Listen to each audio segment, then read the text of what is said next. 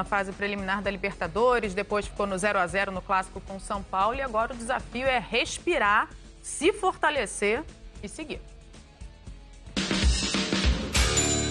O Corinthians tem até o momento o pior aproveitamento entre os 4 grandes do Campeonato Paulista, 44,4%. A campanha ainda é discreta e, para deixar de lado a decepção pela eliminação na Libertadores, o time precisa melhorar. A diretoria já deixou claro que confia no trabalho do técnico Thiago Nunes. No empate com o São Paulo, o Thiago Nunes apostou no estreante Johnny Gonzalez como titular, com Pedrinho no banco.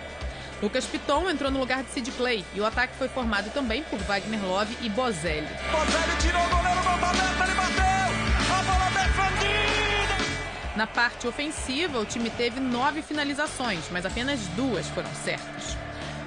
Já na defesa, a equipe ficou mais exposta. Antes do clássico, o Corinthians tinha média de 2,8 finalizações sofridas por partida, a melhor do Paulistão. E se não levou o gol, foi por mérito do Cássio, já que o São Paulo fez o dobro da média de finalizações corintiana. Atuando contra a equipe que tem o maior número de finalizações certas no Paulistão, a defesa do Corinthians ficou abaixo da própria média nos desarmes. De 18, passou para 16. E o número de faltas também caiu. Contra uma equipe tão ofensiva, era necessário ser mais combativo. São Paulo conseguiu 16 finalizações no total, mas, para a sorte do Corinthians, nenhuma foi convertida em gol. A eliminação na Libertadores faz a diretoria pensar em enxugar o grupo. O primeiro a sair foi o Gustavo.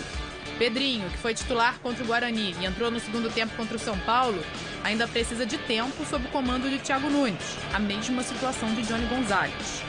Depois de uma semana cheia de jogos, o Corinthians agora tem 5 dias pela frente para se preparar para o jogo contra o Água Santa no sábado. E eu começo com a frase do Cássio, que disse: a minha confiança no trabalho do Thiago é muito grande. O que ele conseguiu fazer em 40 dias é impressionante, mudou a maneira do Corinthians jogar. Leva tempo, né? A gente sabe que você tirar informações que os jogadores receberam praticamente por 10 anos, que era uma outra ideia de jogo, vindo do Tite, Mano Menezes, Carille, é uma outra ideia, um outro modelo. Aí você vai para o Thiago Nunes, que tem uma escola e uma essência um pouco mais ofensiva, com características de jogo totalmente diferentes. Aí você tem que tirar aquele listinho de informação e botar outras informações. Leva tempo. É lógico e óbvio que não era o ideal o Corinthians sair numa pré-Libertadores, né? Mas agora, semana por semana, o Thiago vai ter mais tempo para organizar as suas ideias, para os jogadores começarem a entender como é que é o processo de treinamento do Thiago. Eu acho que vai ser bom para o Corinthians, né? Uma eliminação nunca é bom, Lisandra, mas vai ser bom pelo trabalho, porque o trabalho médio a longo prazo... Mas pelo investimento que o Corinthians fez para esse ano, né? Pensando em Libertadores, foi o Paulista que mais se reforçou. Mas é muito cruel, porque troca de treinadores já tem uma decisão no começo da temporada, como o Fluminense tem, como outras equipes têm. Então, assim, é muito cruel. Mas o trabalho do Thiago, no meu modo de ver, para o Corinthians, é um trabalho de médio a longo prazo. Ele vai passar um processo, uma metodologia de trabalho ali que vai ficar enraizada ali. E o Corinthians tem que tirar proveito do Thiago Nunes. Não criar fantasmas por causa de uma eliminação que dói, que machuca. Mas a gente vê quantas oportunidades de gol o Corinthians cria e há quanto tempo o Corinthians não joga dessa forma. Então a gente tem que olhar o contexto e não o resultado. E agora, assim, a espelho do que acontece com o Diniz, o Thiago vai ser muito cobrado do ponto de vista do resultado, né? Porque no Paulistão, por exemplo, foram 2 vitórias, 2 empates e 2 derrotas. Então agora tem que emplacar a vitória.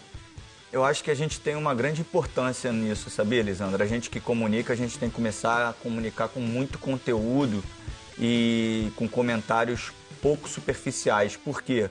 O pouco superficial, a gente começa a pressionar os treinadores de forma injusta, né? A gente tem que começar a comunicar com o torcedor, que é um processo. Como você tem que apresentar o programa, você tem que estudar, você tem que ler, você vai ganhando confiança, você tá, né? É um processo para você chegar no alto nível que você chegou. E o Thiago é a mesma coisa. Ele não vai chegar de um dia para o outro e você vai ver o Corinthians jogando como o Atlético Paranaense jogava. O torcedor tem que entender isso. Senão não vai ter time, porque o Corinthians é grande, tem que ser campeão. O Vasco é grande, tem que ser campeão. O Flamengo é grande, mas só ganha um. Então, assim, não vai ganhar toda hora.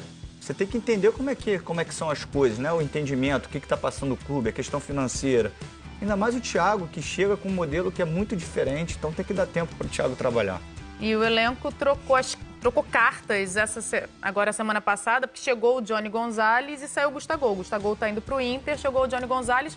E o Duílio, dirigente do clube, ele até disse que essa saída do Gustavo tem a ver com a chegada do Johnny Gonzalez, que estreou. O Johnny ele faz, que não é mais Ione, né? Agora é Johnny, quer ser chamado de Johnny Gonzalez. Como você chamava antes? Ione Gonzalez. Eu não, chamava de Johnny. Aqui na cobertura do Fluminense a gente falava Johnny Gonzalez. A gente fez muitos jogos falando de Ione Gonzalez. Enfim, ele é um jogador que ele faz as duas funções, né? Ele consegue jogar na beirada e consegue fazer a função do Gustavo, né? Jogar mais centralizado no corredor central. Eu acho que é uma boa troca, né? Não é uma troca porque não foi encaixada, mas foi pensada, porque você já tem o Wagner Love que joga ali centralizado, o Bozelli que é titular, e agora o Johnny que faz as duas funções. Então foi...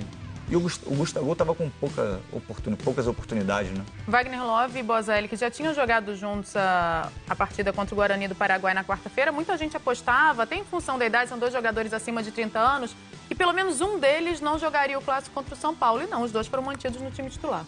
Pela ideia de jogo, às vezes, que o Thiago coloca dentro de campo, que ele espirra os laterais e traz os dois extremos para dentro, e aí você pode jogar com dois caras enfiados, porque ele chega muito na beirada com os dois laterais, né?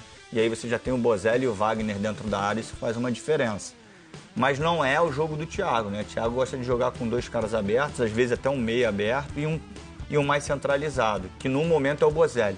Mas eu sempre falo que se fosse o Wagner Love, também faria o gol.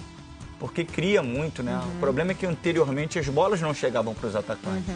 O Bozelli tem qualidade para fazer. O Bozelli teve um crescimento muito grande nesse início de temporada, até no final da temporada passada, depois que o Carille saiu. E se você for avaliar os gols do Bozelli, são gols que ele está ali próximo, porque a bola chega. Não é um gol que ele pega, dribla 2, 3, porque não é a característica dele, só a bola chegou. E o Wagner também faria, na minha opinião, porque o Wagner também tem condição técnica para isso. É porque a bola não chegava e agora chega. E a gangorra do Luan, você acha que é parte aí... É compreensível nesse início de temporada? Uma hora tá bem, outra hora tá mal. Foi bem contra o São Paulo? O jogador precisa de confiança, né? Tem alguns jogadores que nós aqui do lado da imprensa colocamos uma expectativa em cima dele sem ele passar isso pra gente. O Luan não.